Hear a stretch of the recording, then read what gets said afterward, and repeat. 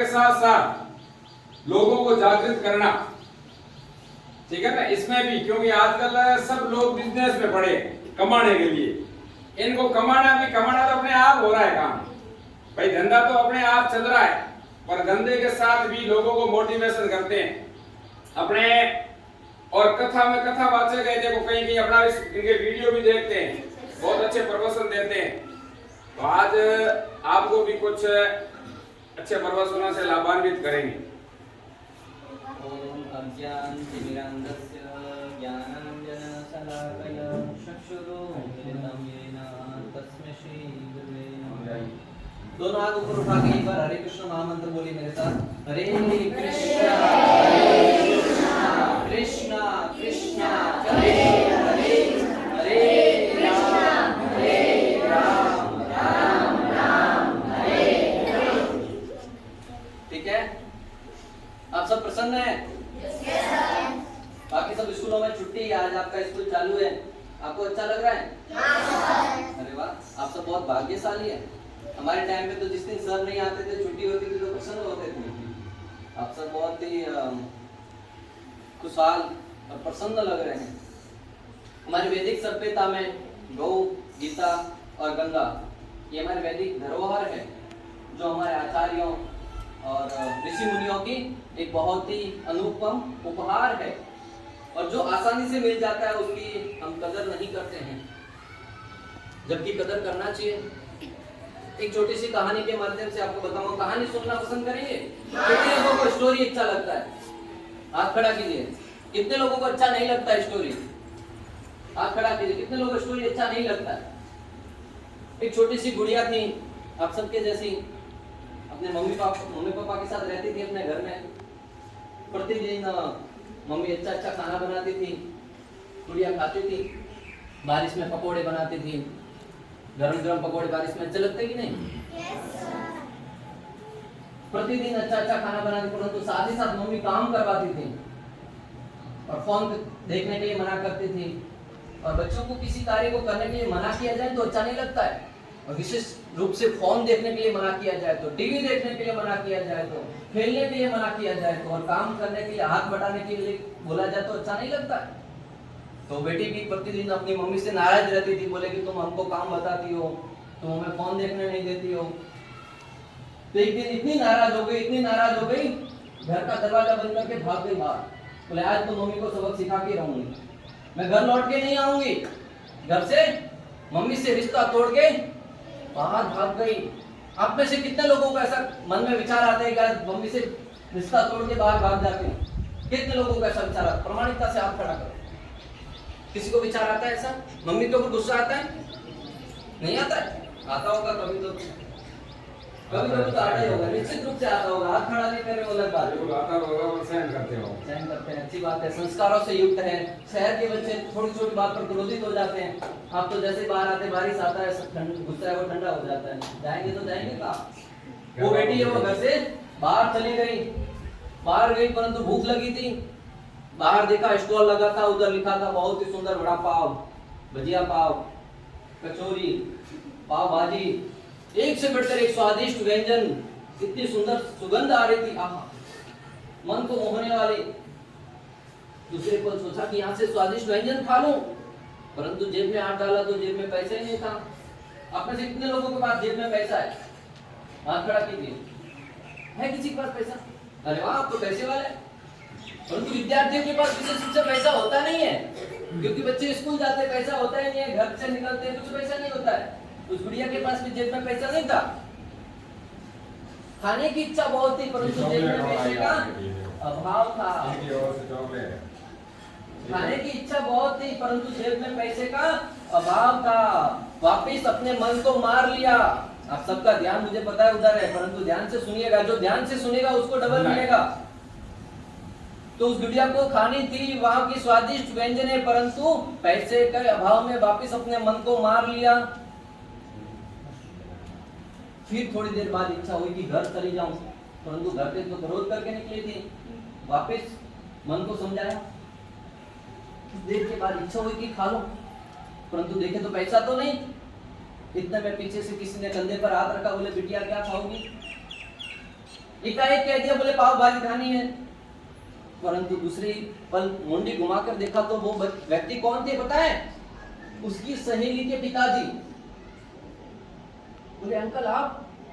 बोले हाँ बेटा मैं, ये लो खाओ पाव भाजी। बोले नहीं मुझे नहीं खानी। बोले मैं देख रहा हूँ काफी टाइम से आपको खाने की इच्छा हो रही है, खा लो। जैसे ही उन्होंने खाया बड़ा आनंद आया, उन्होंने धन्यवाद दिया अंकल को। बोले अंकल आपने मुझे पाव भाजी खिलाई, आप कितने अच्छे हो। मेरे परिवार वाले, मेरी माता मुझे रोज डांटती रहती है, मेरे पिताजी रोजाना डांटते रहते हैं, छोटी छोटी बात को लेकर डांटते रहते हैं, आप कितने अच्छे हो। कई बार हमें घर से बाहर कोई व्यक्ति एक चॉकलेट दे देता है, कुछ वस्तु दे देता है, हम उसको धन्यवाद देते हैं। एक पेन भी देता है तो हम उसके बदले में धन्यवाद देते हैं कुछ लिखने के लिए। उस अंकल ने उस बिटिया को समझाया कि मैंने आपको एक बार एक समय का भोजन खिलाया, आपने हमें धन्यवाद दिया। आपकी माता, आपके पिता कितने वर्षों से प्रतिदिन दिन में 4 बार 5 बार खिलाते हैं, और किसी समय आपके लाभ के लिए आपको डांट दिया तो आपको उसकी बात सूख गई।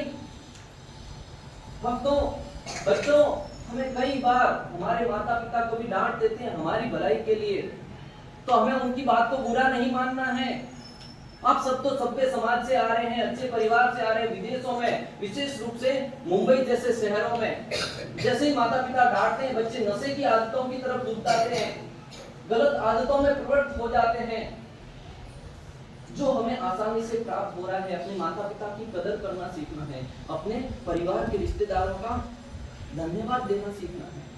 परिवार में सवेरे उठते माता पिता को प्रणाम कीजिए, अपने बड़े भाइयों का, गुरुजनों का, वरिष्ठों का सम्मान करना सीखिए। अब प्रार्थना बोलते हैं तो किस मुद्रा में हाथ होते हैं? इस मुद्रा में होते हैं। भगवान के सामने जाते हैं इस मुद्रा में होते हैं। ऐसा हाथ क्यों रखते हैं? कभी सोचा आपने? कभी विचार किया? एक संत के सामने मैंने प्रश्न पूछा कि हाथ ऐसा है क्यों? तो वो समझाते हैं कि ये जो हमारा ये अंगूठा है, सर्वप्रथम ये किसको दर्शाता है? हमारे माता पिता को, हमारे परिवारजनों को। हमें पहले, वो हमसे सबसे निकट है हमारे माता पिता, हमें पहले उनके लिए प्रार्थना करनी है कि उन्होंने हमें इस जगत में लाया है। उनके लिए प्रार्थना करनी है कि उनको सुरक्षित रखें, उनकी सहायता करें। किसके लिए प्रार्थना करनी है? पहले माता पिता के लिए करेंगे। हम किसके लिए करते हैं सर्वप्रथम? आज तक किसके लिए कर रहे थे? अपने लिए कर रहे थे। बाप से हाजा ताजा रख ले, खुद के लिए करते थे कि नहीं? आज से किसके लिए करेंगे? सर्वप्रथम माता पिता के लिए। जब भी मंदिर में जाए, जिस भी देवी देवता के पास जाए, माता पिता के लिए प्रार्थना करें। अंगूठा माता पिता को दर्शाता है। दूसरी उंगली किसी की तरफ, आपके सर आपका पास आते तो कैसे शिक्षा देते हैं? आपकी तरफ उंगली करके शिक्षित करते हैं। तो ये गुरुजनों को शिक्षित इंगित करता है, शिक्षकों को इंगित करता है, वरिष्ठों को इंगित करता है। तो दूसरी प्रार्थना करनी है शिक्षकों के लिए। अगर गुरुजन नहीं रहेंगे तो हमको शिक्षा कौन देगा? अगर शिक्षित नहीं होंगे तो जीवन में कुछ प्राप्त नहीं कर पाएंगे। जीवन में शिक्षित नहीं होंगे तो जीवन में हमारा जीना है वो पशुओं की भांति होगा, आचार विचार नहीं होगा। आज देखिए जगत में अनेक लोग हैं जो आहार निद्रा भय मैथुन, खाना पीना, बच्चा पैदा करना और कुछ नहीं, पशुओं की भांति जी रहे हैं। अनेक लोगों का कत्लेआम कर रहे हैं, नशे की वस्तुओं को पानी की तरह प्रयोग कर रहे हैं। जीवन में किसी प्रकार की कोई व्यवस्था नहीं है, कैसे जीना है, कैसे उठना है, कैसे बैठना है। आप कितने सभ्य तरीके से सामान्य अच्छे से बैठे हैं, उन लोगों को बैठने का कोई ध्यान नहीं है। तो दूसरी पहली प्रार्थना माता पिता के लिए, दूसरी प्रार्थना गुरुजनों के लिए, तीसरी उंगली सबसे ऊंची है हमारे हाथों में, है कि नहीं? कौन सी उंगली है? वो हमारे समाज में लीडरों को दर्शाती है। जो हमारे समाज के लीडर हैं, जो लीडर नहीं रहेंगे तो हम सुरक्षित नहीं रह पाएंगे। तो तीसरी प्रार्थना हमारे लीडरों के लिए करनी है, जो हमें सुरक्षा प्रदान करते हैं, उनके लिए प्रार्थना करनी। करेंगे कि नहीं? और चौथी उंगली ये छोटी है, वो समाज के दबके वर्ग के लिए, जो गरीब है, निर्धन है, जो दया के पात्र हैं, करुणा के पात्र हैं, उनके लिए प्रार्थना करनी है कि उनके ऊपर करुणा करे। पशु पक्षी हैं जो बेजुबान हैं, जो बोल नहीं सकते, जो अपनी व्यथा हमारे सामने रख नहीं सकते, उनके लिए प्रार्थना करनी है। भगवान के सामने जाए तब ठीक है, पहली प्रार्थना किसके लिए? दूसरी, तीसरी, चौथी, और बाद में अंतिम कौन सी उंगली बची? वो कौन है? कौन है वो? हाथ ऊपर कीजिए। कौन है वो? हाँ, किसने बोला हम? हाथ खड़ा कीजिए। जिसने बोला हम, हाथ खड़ा कीजिए। कितने लोगों को लगता है कि छोटी उंगली वो हम है? हाँ, डरिए मत, हाथ खड़ा कीजिए। तालियां बजाइए उनके लिए जिनको लगता है छोटी उंगली है वो हम है। तालियां बजाइए उनके लिए। वो है हम। अगर हम इतने लोगों के लिए प्रार्थना करेंगे तो सबसे छोटी उंगली है वो हम भगवान के निकट रहेंगे। वो किसकी तरफ रहती है? भगवान की तरफ। भगवान को अधिक प्रिय तब रहेंगे जब हम समाज के लिए प्रार्थना करेंगे। प्राय लोग कहते हैं सबका भला करके हमारा करना, परंतु हृदय में भाव का क्या रहता है? पहले मेरा करना। सब सुनते तो कहते हैं सबका भला करना, मन में दूसरा भाव है, मन में कुछ और भाव है। आचार्यगण कहते हैं कि समाज के हर एक वर्ग के लिए भलाई सोचेंगे तो भगवान निश्चित रूप से हमारा भला करेंगे। इसलिए समाज में अनेक लोग हैं जो हमारी तरफ कुदृष्टि से भी देखेंगे, परंतु उसकी तरफ भी जब आप दया की दृष्टि से देखेंगे, करुणा के भाव से देखेंगे, तब आप भगवान आपके इस व्यवहार से प्रसन्न होंगे। शास्त्रों में दृष्टांत आता है, कुछ ऋषि मुनियों ने तपस्या करी मिलकर। वो आपस में प्रसेता गण थे, उन्होंने शिव जी की भक्ति करी। शिव जी उनकी भक्ति से प्रसन्न हुए। जब प्रसन्न हुए तो भगवान श्री विष्णु प्रकट हुए उनके सामने। कि शिव जी की भक्ति से इतने प्रसन्न हुए, भगवान श्री विष्णु भी प्रकट हो गए उनके सामने। भगवान ने कहा कि आप पिछले 10,000 वर्षों से तपस्या कर रहे हैं। प्रकट होने का कारण क्या पता है आपको? तपस्या नहीं था, बोले कि आप सब मिलकर, सब भाई एक ही उद्देश्य को लेकर, एक ही ध्येय को लेकर साथ में चल रहे थे। एक स्थान पर 5 लोग बैठते हैं, पांचों का उद्देश्य, पांचों का ध्येय अलग अलग होता है। मेरे मन में कुछ और विचार चल रहे होते हैं, इनके मन में कुछ और विचार चल रहे होते हैं, आपके मन में कुछ और विचार चल रहे होते हैं। परंतु समाज का हर एक वर्ग जब भलाई के रास्ते पर चलता है, समाज की हित के मार्ग पर जब चलता है, तब समाज का कल्याण से भगवान प्रसन्न होते हैं। हम इस जगत में लोगों का बुरा सोचते हैं, अन्यों के प्रति दृष्टता का भाव रखते हैं और भगवान के सामने अगरबत्ती घुमाते हैं। क्या भगवान प्रसन्न होंगे? मान लीजिए किसी व्यक्ति के घर पे गए, उसके पिताजी की अच्छी सेवा करी, परंतु उसके बच्चे को सिमटी काटते हैं। वो बच्चा जाके उसके पिताजी को बोलेगा वो मेरे को सिमटी काट रहे, क्या पिताजी प्रसन्न होंगे हमारी सेवा से? नहीं होंगे। तो भगवान श्री कृष्ण हमारे परम पिता हैं, जो भगवत गीता में कहते हैं, पिता, भगवत गीता 9.15, पितामहस्य जगतो माता धाता पितामह, वे संपूर्ण जगत का माता पिता और परम पिता भी मैं ही हूं। तो उस परम पिता को अगर प्रसन्न करना है तो इस जगत के लोगों के सामने हमें प्रेम से रहना सीखना होगा, और प्रेम से रहने के लिए हमें आचरण को सुधारना होगा। जब जगत में दुख आएंगे, कष्ट आएंगे, तब हमें दूसरों की तरफ उंगली उठाने की बजाय हमारे हृदय में झांक कर देखना होगा कि कहीं गलती हमारी तो नहीं है। क्योंकि बचपन से हम बच्चों को गलती जब होती है तो दूसरे की तरफ उंगली उठाना सिखाते हैं। आपके परिवार में देखा होगा, कभी छोटा सा बच्चा गिरता है तो भी माता पिता क्या करते हैं? बाजू में रखे हुए बर्तन को या पत्थर को या पलंग को थप्पड़ मारते हैं। मेरे बेटे को गिरा दिया, मारते कि नहीं मारते? हालांकि बच्चा शांत तो हो जाता है, परंतु सिद्धांत गलत सीख जाता है। जीवन में जब भी दुख आते हैं, जैसे जैसे बड़ा होता है उसको लगता है जब भी दुख आते हैं दूसरे की वजह से आ रहे हैं। और अगर आजू बाजू में कोई व्यक्ति उसके ऊपर आरोप थोपने के लिए नहीं मिलता तो उंगली सीधी ऊपर जाती है भगवान के ऊपर कि भगवान मेरे जीवन में दुख क्यों दिए। और आप देखिए, जब भी किसी व्यक्ति का एक्सीडेंट होता है, उसके परिजनों के स्टेटस पे देखिए, हाय राम तुमने इतना निर्दयी कार्य क्यों किया? जबकि 120 की स्पीड में गाड़ी वो चला रहा था, क्या भगवान आए थे उसका एक्सीलेटर दबाने के लिए? रेस माता बलदेवा भगवान आया था? नहीं आया था। परंतु हम दोष किसको देते हैं? भगवान को। नशा करके हम चलाते हैं और दोष भगवान को देते हैं। ये कहां से सीखा? बच्चा बचपन से ही सीखा। झूठ बोलता बच्चे को हम बचपन से सिखाते हैं। बच्चे की उम्र 7 वर्ष है, 8 वर्ष है, ट्रेन में सफर करना है, बचपन बच्चे को घर से ही सिखाते हैं। बेटा बोलना की उम्र 5 वर्ष है, 500 रुपया बचाने के लिए बच्चे को गलत सिखा देते हैं। शुरुआत से शुरू हो जाएगी। हमें हर जगह हर स्थिति में अपने को अगर जीवन में कुछ करना है तो आलस्य को त्यागना होगा, निद्रा को त्यागना होगा, अन्यों के ऊपर आरोप प्रत्यारोप करने से बचना होगा। कुछ कर गुजरने के लिए हमें हिम्मत का काम लेना होगा।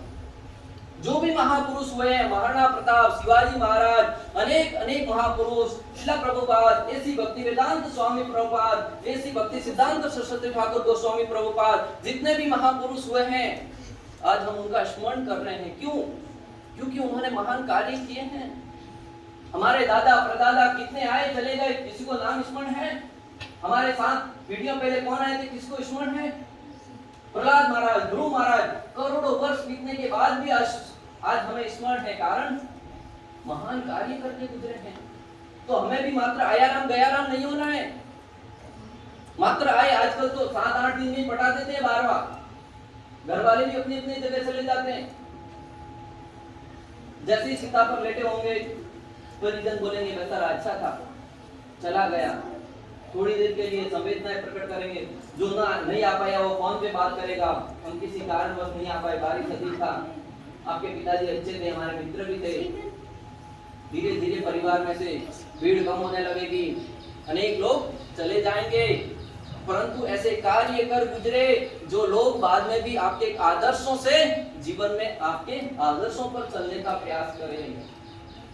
और ये बचपन से ही करना पड़ेगा भक्तों। अगर आपको लगता है कि हम बुढ़ापे में जाके करेंगे तो नहीं होने वाला। आदि शंकराचार्य कहते हैं बालस्तावत् क्रीडा सत्ता तुमना दावत मुनि सत्ता वृद्धास्तावत् चिंता सत्ता को अपनी ब्राह्मण सिद्धा सत्ता। शंकराचार्य कहते हैं कि जो बालपन है, बचपन का जीवन है, वो खेलने कूदने में बीत जाता है। और जो यौवन अवस्था है वो स्त्री पुरुष के संगम में बीत जाता है। और जो वृद्धावस्था है वो चिंता में बीत जाता है। मेरे बेटे की सगाई नहीं हो रही है, आजकल की चिंता ये सबसे बड़ी है। मेरे बेटे का व्यवसाय नहीं हो रहा है, अनेक प्रकार की चिंताएं, बीमारियां घर कर गई है, जीवन में कुछ नहीं कर पाएंगे। इसलिए कुछ करना है तो अभी से कमर कसनी होगी। और जीवन में कुछ करने के लिए दिन रात को एक करना पड़ेगा। महाभारत का प्रसंग, एक बार भीम भैया ने, भीम को कितने लोग जानते हैं? कितने लोगों ने भीम का नाम सुना है? वो कार्टून वाला भीम नहीं, कार्टून में एक भीम आता वो नहीं, महाभारत का भीम। बस इतने लोग ही जानते हैं।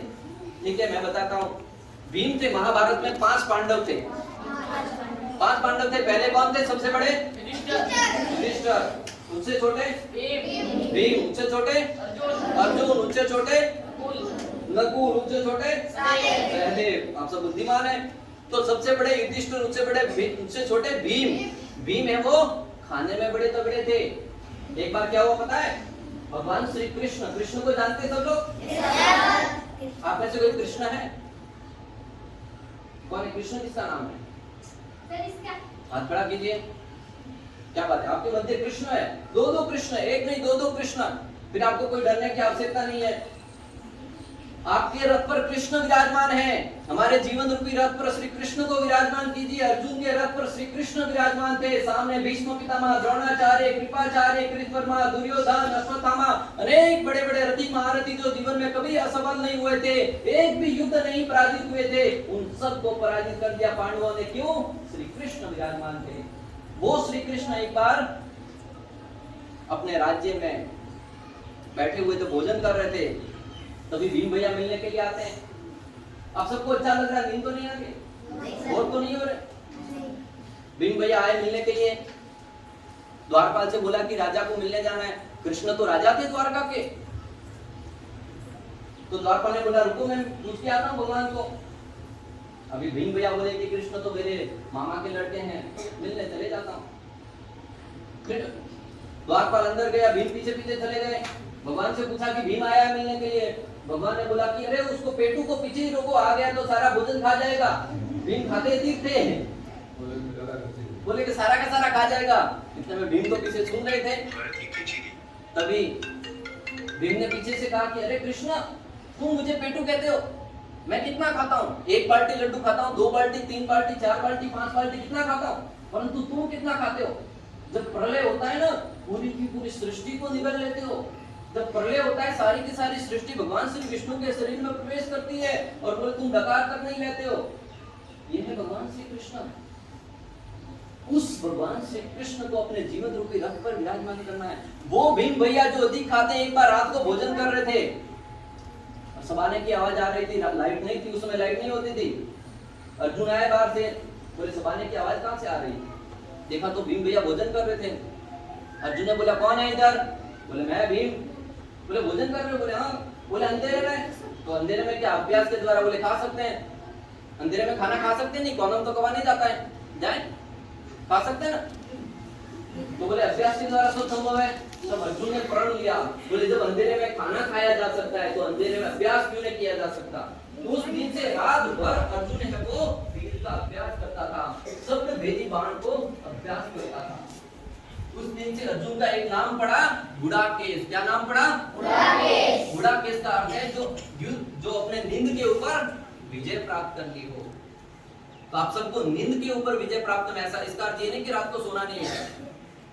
जब भी जीवन में कुछ मिशन बड़ा हो, जीवन में कुछ हासिल करना हो, तब आलस्य के मारे बैठे मत रहना कि नहीं अभी तो मुझे रेस्ट करना है।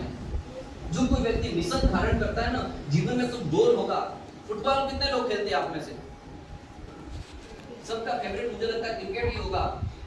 फुटबॉल है किसी का फेवरेट? कितने लोगों का फेवरेट फुटबॉल है? फुटबॉल खेलते उनको पता होगा कुछ गोल रखना पड़ता है सामने। गोल रखते हैं कि नहीं? अगर जीवन में गोल नहीं है तो उसको प्राप्त कैसे करेंगे? जीवन में कुछ गोल होना चाहिए। अगर गोल होगा तो उसको प्राप्त करने के लिए प्रयासरत होंगे। उसी बात की जीवन का कुछ गोल रखिए। आपके जीवन का गोल क्या है? शांत हो जाइए, बाद में चर्चा करना। जो भी पूछा जाता है मेरे से बात कीजिए, आपस में चर्चा नहीं करनी है, ठीक है? कुछ गोल रखना है जीवन में। आपको बनना क्या है? कुछ प्राप्त करना है। एक समय की बात, एक स्टोरी बताता हूं, आपको आनंद आएगा। एक व्यक्ति रास्ते से जा रहा था, दो लोग एक बेर के पेड़ के नीचे सोए हुए थे, बाजू में बेर पड़ा था। वो व्यक्ति गुजर रहा था, एक व्यक्ति सोया, उसने बोला भाई साहब ये बेर पड़ा हुआ बाजू में से उठाकर मेरे मुंह में रख लो ना, भूख लगी है बहुत। उस व्यक्ति ने बोला कितना आलसी है, बाजू में बेर रखा खुद उठा के नहीं खा सकता।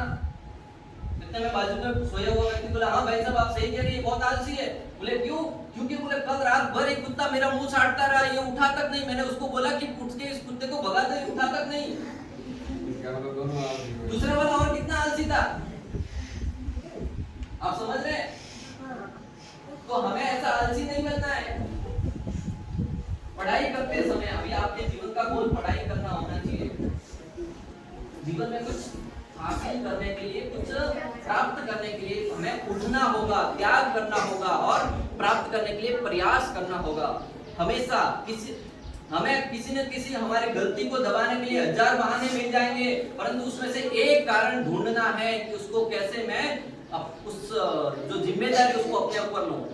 जो जिम्मेदारी अपने ऊपर लेता वो लीडर बनता है। जिम्मेदारी लेने वाला लीडर बनता है। जो दूसरों के ऊपर थोपने वाला वो हमेशा समस्याओं से भागता हुआ प्रतीत होता है। भागता भागता भागता भागता एक दिन थक हार कर कहीं भी कोने में पड़ा रहता है।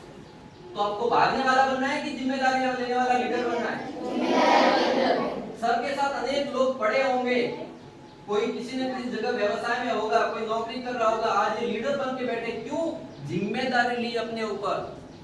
आज इतने लोगों को लीड कर रहे हैं, हमारे जैसे अनेक विद्यार्थियों को पढ़ाया और सक्षम बनाकर व्यवसाय में लगाया, कारण जिम्मेदारी ली अपने ऊपर। तो आप सबको उनकी लाज रखना है। हर जगह फोटो लगना चाहिए कि इस विद्यालय से निकला हुआ बच्चा इस मुकाम पर है। करेंगे कि नहीं? निश्चित रूप से करना है। कितने लोगों को ऐसा जुनून है? करेंगे कि नहीं? अगली बार जब भी आऊं तो मैं अभी विमान चाणक्येश्वर में गया था 17 तारीख को, तो बाहर नाम लिखा था एक व्यक्ति का, महेंद्र बिलड़, 92%। आप सबका नाम होना चाहिए खांडा लेवल की सड़कों पर, फलाना व्यक्ति ये परसेंट, फलाना व्यक्ति इतना परसेंट, पूरा का पूरा रोड है वो भर जाना चाहिए। ये मजाक की बात नहीं कह रहा हूँ, सत्य संकल्प लेना चाहिए आप सबको। और जब बचपन से ऐसे संकल्प लेंगे, और उसके लिए आपको अनेक प्रकार के वैष्णव से दूर रहना होगा। कुछ सूत्र बना लीजिए, जो कुछ पढ़ते हैं उस सबको अपने जीवन का एक अभिन्न अंग बना लीजिए। आज आप सबने, किसी का कोई प्रश्न है? पूछना चाहते हो? कुछ पूछना चाहते, जीवन से संबंधित, आध्यात्मिकता से संबंधित कुछ समझ में नहीं आया हो कि जीवन में कुछ हासिल कैसे करें? क्योंकि पूछने वाला व्यक्ति आगे बढ़ता है। परीक्षित महाराज ने जिज्ञासा करी, श्रीमद् भागवतम प्राप्त हुआ। अर्जुन ने जिज्ञासा करी, श्रीमद् भगवद गीता प्राप्त हुई। जितने बड़े आचार्यों ने जिज्ञासा करी, तभी हमें ग्रंथ प्राप्त हुए हैं। तो आप भले गुरुजी हो या जहां कहीं भी कोई व्यक्ति आए, जिज्ञासा कीजिए, अथा तो ब्रह्म जिज्ञासा, उत्तम